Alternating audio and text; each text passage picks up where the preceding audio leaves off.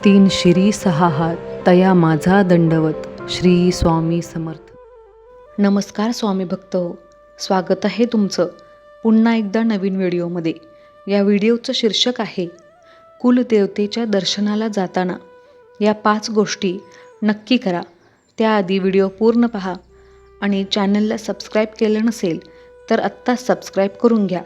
चला व्हिडिओला सुरुवात करू. वर्षातून एकदा तरी कुलदेवतेच्या दर्शनाला जाताना या 5 गोष्टी नक्की करा. कुलदेवतेची कृपा मिळेल. नमस्कार मंडळी, आपल्या प्रत्येकाच्या जीवनात कुलदेवता आणि कुलदेवी यांचे विशेष स्थान असते. आपल्या संपूर्ण कुटुंबाचे रक्षण, सुख, समृद्धी आणि आध्यात्मिक प्रगती यासाठी कुलदेवतेची उपासना अत्यंत महत्त्वाची मानली जाते.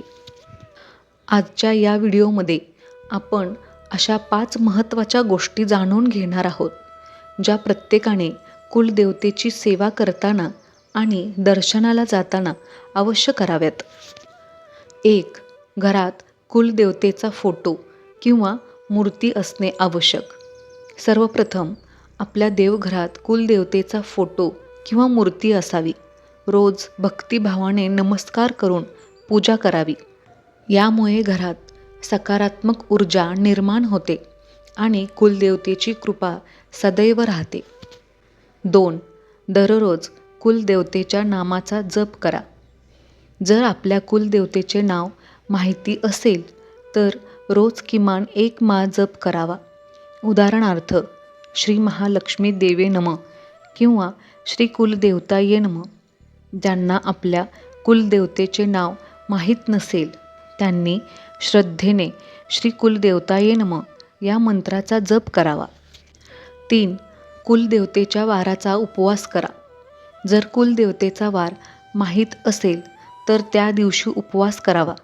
त्यामुळे संपूर्ण कुटुंबाला लाभ होतो. वार माहीत नसेल तर मंगळवारी उपवास करणे शुभ मानले जाते. 4. वर्षातून एकदा तरी संपूर्ण कुटुंबासह दर्शनाला जा. कुलदेवतेच्या मंदिरात जाताना घरातील देवांची पूजा करून आम्ही तुमच्या दर्शनाला येत आहोत, आमच्यावर कृपा ठेवावी अशी प्रार्थना करावी.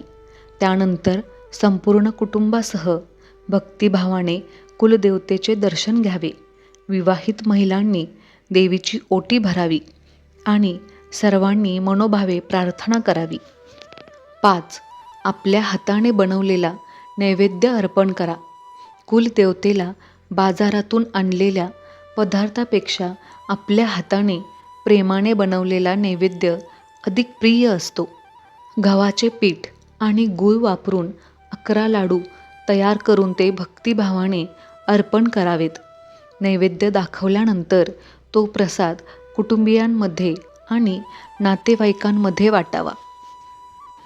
मंडळी, कुलदेवता म्हणजे आपल्या कुळाची आईच असते. ज्या श्रद्धेने आपण आईची सेवा करतो त्याच प्रेमाने आणि भक्तिभावाने कुलदेवतेची सेवा केली तर तिची कृपा, आशीर्वाद आणि संरक्षण सदैव आपल्या कुटुंबावर राहते.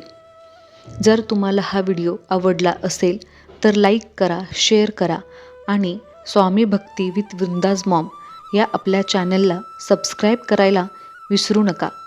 श्री कुलदेवताये नमः. श्री स्वामी समर्थ.